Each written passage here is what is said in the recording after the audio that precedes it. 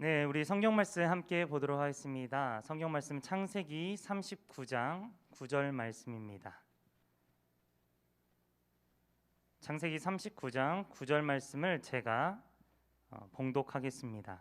이 집에는 나보다 큰 이가 없으며 주인이 아무것도 내게 금하지 아니하였어도 금한 것은 당신뿐이니 당신은 그의 아내임이라. 그런즉 내가 어찌 이 큰 악을 행하여 하나님께 죄를 지으리이까. 아멘. 오늘은 요셉의 믿음이라는 주제로 여러분과 함께 이야기를 나누려 합니다. 여러분도 잘 알다시피 요셉의 인생은 롤러코스터와 같은 인생이었다고 할 수 있습니다. 위로 10명의 형들이 있음에도 요셉은 아버지의 사랑을 독차지했습니다. 아버지 야곱은 요셉에게만 채색 옷을 입혔습니다. 그런데 어린 요셉은 그런 모습을 당연하게 받아들였고, 그렇지만 형들은 그러지 못했습니다. 거기에 요셉은 눈치 없이 찬물을 끼얹기까지 했습니다. 나의 꿈에 나의 단과 형들의 단이 있었는데 내 단을 형들이 둘러싸고 절을 했다. 그리고 해와 별과 달 11별, 그러니까 가족 모두가 다 나를 향하여 절을 했다라고 이야기를 했습니다. 그런 모습을 참지 못했던 형들은 결국 요셉을 죽이려고 했고, 죽이기가 어려워서 노예상에 팔아버렸습니다. 그런 요셉의 삶은 희망이 없을 것 같았습니다. 하지만 희망이 없을 것 같은 상황에서 바로의 신하인 친위대장 보디발 집의 노예로 들어가면서 다시 기회를 얻었습니다. 요셉의 형통함을 본 보디발은 요셉을 보디발 장군 집의 총무로 삼았습니다. 그러나 얼마 지나지 않아 보디발의 아내의 유혹에 요셉이 넘어가질 않자 거짓 증언으로 요셉은 또다시 위기에 직면하게 됩니다. 감옥에 갇히게 되었습니다.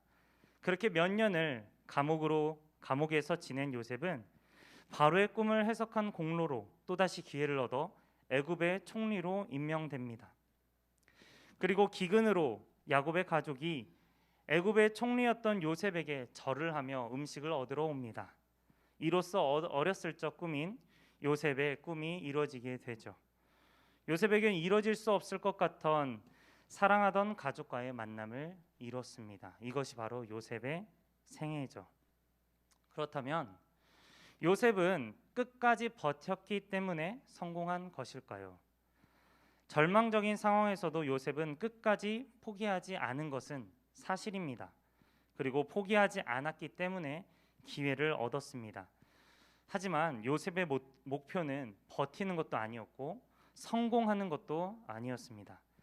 단지 그는 있는 자리에서 맡겨진 일에 충실하게 행했을 뿐입니다.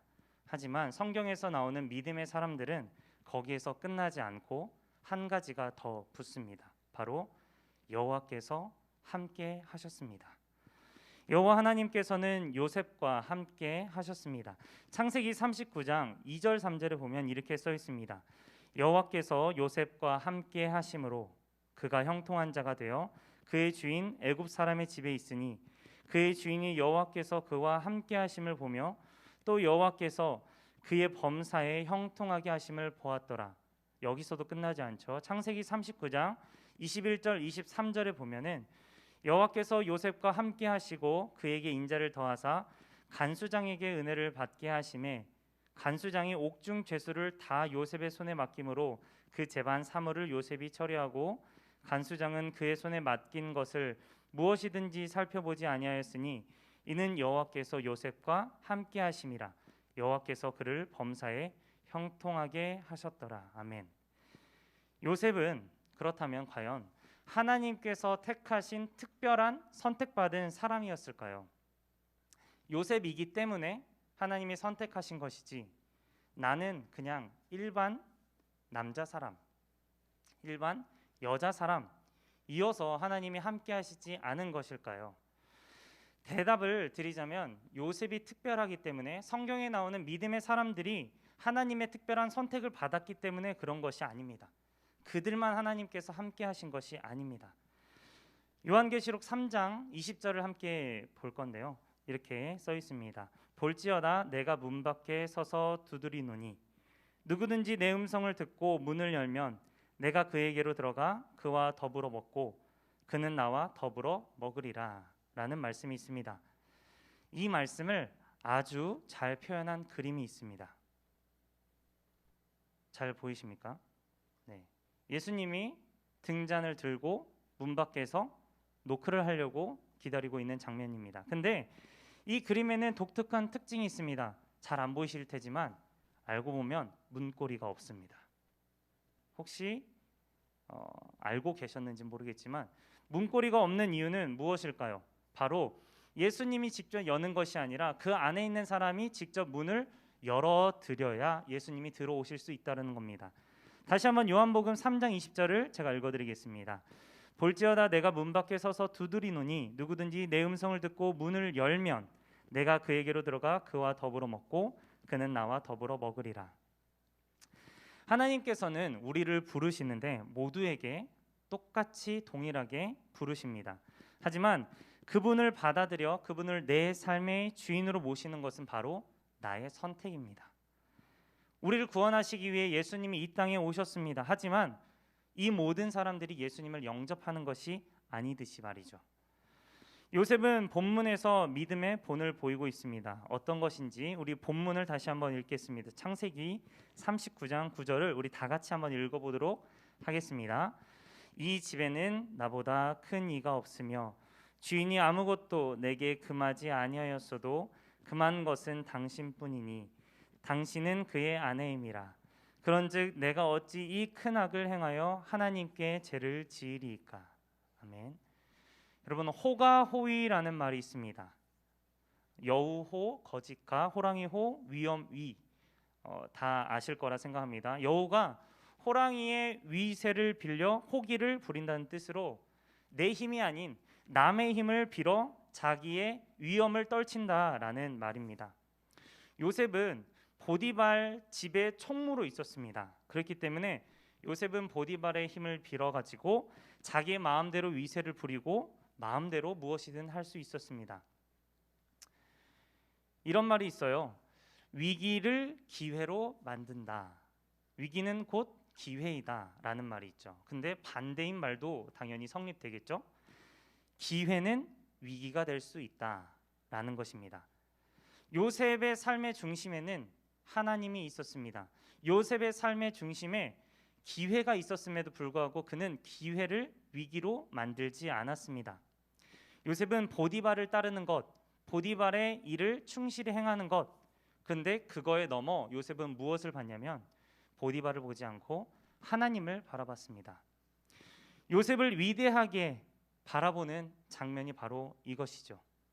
뿐만 아닙니다. 요셉은 하나님만 바라보는 것이 아니라 죄를 다룰 줄도 알았습니다. 죄를 다룬다라는 것은 무엇일까요? 보디발의 아내는 이렇게 써 있습니다. 날마다, 그러니까 매일매일 요셉에게 동침하자라고 청했습니다. 그런데 요셉의 모습은 어떻게 행동했을까요? 요셉은 듣지도 않으려고 했고 같은 곳에 있으려고 하지도 않았습니다. 죄를 이겨내려고 노력한 것이 아니라 죄를 지을 공간에서 아예 벗어나 버린 것이죠. 이것이 죄를 다룰 줄 안다라고 제가 이야기를 한 것입니다. 죄에서 벗어나서 하나님을 바라보는 것이 바로 요셉이 취했던 행동입니다. 우리는 때론 죄를 이겨내려고 죄가 우리 앞에 다가왔을 때 그것을 어거지로 이겨보려고 하다가 넘어지는 것이 일수입니다. 하지만 요셉의 모습을 보면서 우리는 한 가지 깨닫습니다. 때론 죄는 이기려고 하는 것이 아니라 피해서 그 자리를 아예 죄를 짓지 않는 공간에서 내가 넘어지지 않게 만드는 것이 또 하나의 방법이구나라는 것을 우리는 배울 수 있습니다. 그렇다면 삶에서 이것이 죄된 행동인지 아닌지 아는 법은 무엇일까요? 바로 하나님과 동행하는 것입니다. 빛은 어둠과 함께 할 수 없습니다.